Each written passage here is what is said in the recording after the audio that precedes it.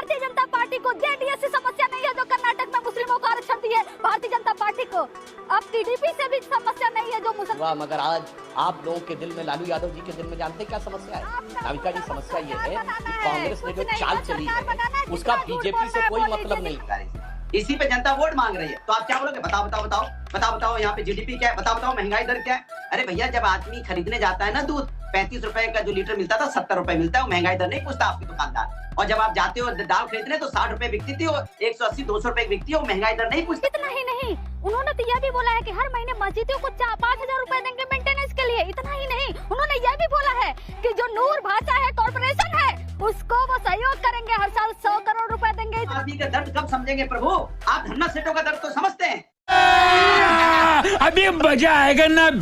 नमस्कार दोस्तों, स्वागत है आप सभी लोगों का एक और नई कमाल की डिबेट वीडियो में। जी हाँ दोस्तों, आज की इस डिबेट में आप सभी लोगों को देखने को मिलने वाले हैं सुधांशु त्रिवेदी और दोस्तों आरजेडी की प्रवक्ता नेता कंचना यादव। जी हाँ दोस्तों, कंचना यादव जो है वह मतलब सुधांशु त्रिवेदी लगभग फैक्ट की बातें रख रहे थे, लेकिन दोस्तों जो अपनी कंचना यादव है वह चिल्ला के फैक्ट की बातों का जवाब दे रहे थे। लेकिन दोस्तों जब सुधांशु त्रिवेदी की जवाब देने की बारी आई तो सभी लोग शांत हो गए। लेकिन दोस्तों लास्ट में अनुराग भदौरिया ने आकर के पूरा सिस्टम ही हिला दिया। जी हाँ दोस्तों, ये डिबेट में यही आपको देख करके बहुत ही ज़्यादा मज़ा आएगा, तो आप सभी लोग इस डिबेट को मिस मत कीजिएगा। एंड हम लोग वीडियो को स्टार्ट करते हैं। एंड मेन वीडियो को स्टार्ट करने से पहले वीडियो को लाइक करें एंड चैनल को सभी लोग सब्सक्राइब कर ले ऐसे ही मज़ेदार डिबेट्स देखने के लिए। तो चलिए वीडियो को स्टार्ट करते हैं।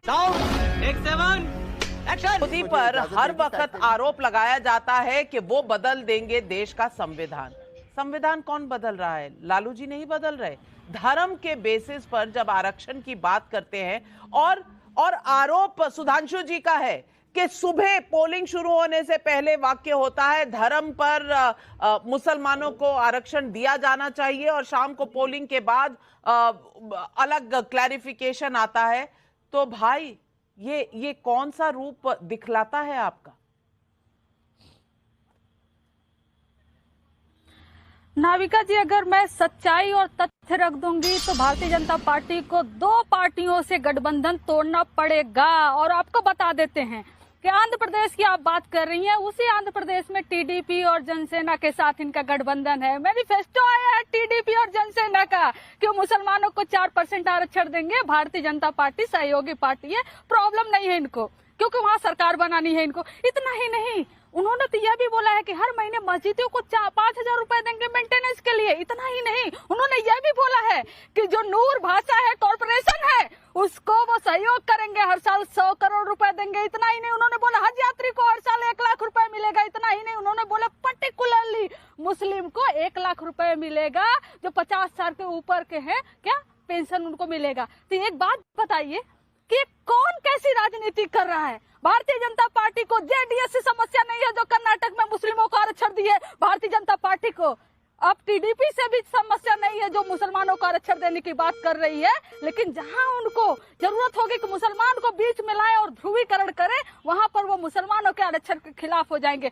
अरे ऐसे तो इनका चरित्र है भाई। क्यों दोगलापन करते हो? अगर आप मुसलमानों के खिलाफ हो तो ऐसी पार्टियों से आप गठबंधन तोड़ो जो मुस्लिमों को आरक्षण देती है। और आपको साफ साफ बता दे, धर्म का आरक्षण नहीं। सवाल और मुद्दा तो सही उठाया है कंचन यादव जी, जवाब दीजिए सुधांशु त्रिवेदी जी। नहीं, एक मुझे और एक जानते हैं, यहाँ एक और बात है।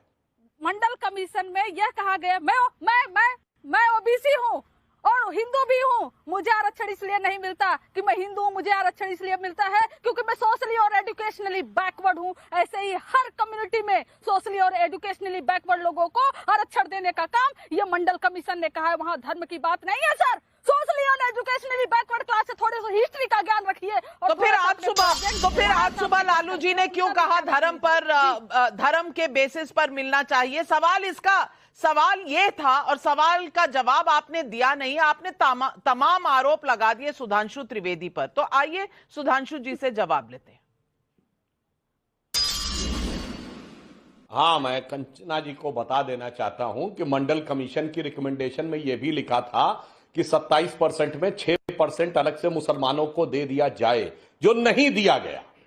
कहा गया मुस्लिम के नाम पर नहीं दिया जाएगा, जो बैकवर्ड में आएंगे सिर्फ उनको दिया जाएगा। और रही बात इनकी, जो आपने कहा कि टीडीपी के साथ है, तो मैं और बता देना चाहता हूं, अरे आप कह रहे हैं हम सरकार बनाएंगे, हमने ऐसे दलों के साथ सरकार बनाई है जिनसे हमारे भरपूर मतभेद थे।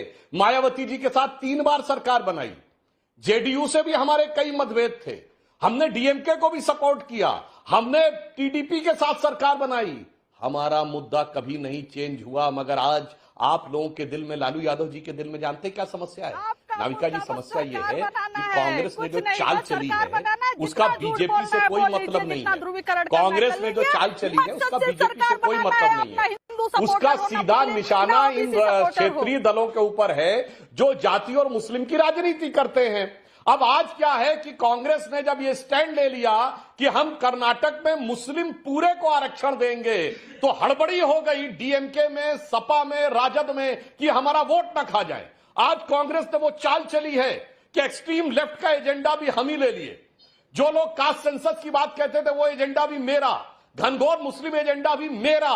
यानी जानते क्या स्थिति हो गई? मुस्लिम वोटों के लिए इन पार्टियों की हालत यह हो गई है, वो जवाबी कव्वाली है। जैसे जाड़े में हर कंपनी कहती है मेरा च्यवनप्राश सबसे असली है, आपकी सेहत यही ठीक करेगा, तो सपा, राजद, डीएमके और कांग्रेस सब कह रहे हैं मुसलमानों से तेरा मेरा ही सबसे अच्छा है। इसमें से किसी को मुसलमानों की ईमान से भी मतलब नहीं, सबको अपनी अपनी दुकान के सामान से मतलब है। और सबको पता है कि उनकी दुकान का सबसे बिकाऊ सामान सिर्फ कट्टरपंथी मुसलमान है। केवल इसके लिए सारा झमेला है और ये डर है लालू यादव जी के मन में, ये डर है अखिलेश यादव जी के मन में, जो प्रोफेसर रामगोपाल बोले कि राम मंदिर बेकार है, कि उन्हें लग रहा है कि जो मैंने कांग्रेस से छीना था कहीं कांग्रेस वापस तक छीन ले जाए।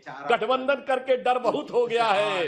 तो ये भाजपा से, मुसलमानों से लेना देना नहीं है, ये इंडी गठबंधन की आपस की लड़ाई का लेना देना है। तो अनुराग भदौरिया जी, किसका च्यवनप्राश, यानी कि कौन मुसलमानों को लुभाने में नंबर 1 आएगा क्लास में? क्योंकि अलायंस सिर्फ मुसलमानों को लुभाने की बनी है, ऐसा बीजेपी का आरोप है। जवाब दीजिए। नाविका जी, आपसे हाथ जोड़ के निवेदन है, जितने प्यार मोहब्बत से आप सुधांशु जी को सुनते हैं उतनी मुझे भी सुन लीजिए। बिल्कुल आप सुधांशु जी के लिए तो मुग्ध हो जाते हैं, हम बोलना शुरू करते हैं। मेरी भी आपसे गुजारिश है कि मैं उम्मीद करती हूँ आपने कल प्रधानमंत्री का इंटरव्यू जरूर सुना होगा और उतनी ही मोहब्बत से सुना होगा जितनी मोहब्बत से आप अखिलेश जी का इंटरव्यू सुनते हैं। सुनने तो आए नहीं है कि सुधांशु जी झूठ बोलते जाएंगे और खिसिया खिसिया के चिल्लाएंगे, वो हम लोग सुनने नहीं आए।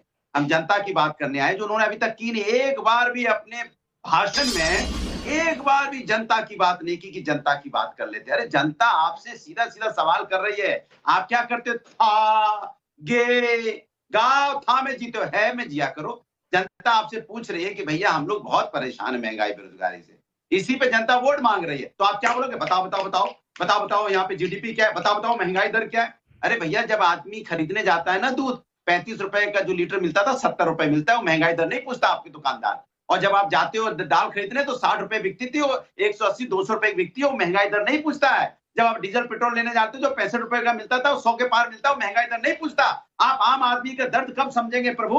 आप धन्ना सेठों का दर्द तो समझते हैं, लेकिन आम जनता से आपको कोई लेना देना नहीं। इसलिए मैं आपसे कहना चाहता हूँ, इसलिए आपको तीसरे चरण में हार के कगार पे खड़े हो, तो आप किस पे ले? पाकिस्तान का भी ले आते हो। अरे भैया, हम सब हिंदू हैं, हम सब हिंदुस्तानी हैं, हिंदू मुस्लिम सिख ईसाई सब यहाँ पे हिंदुस्तानी है, और हिंदुस्तानी एक साथ है यहाँ पे।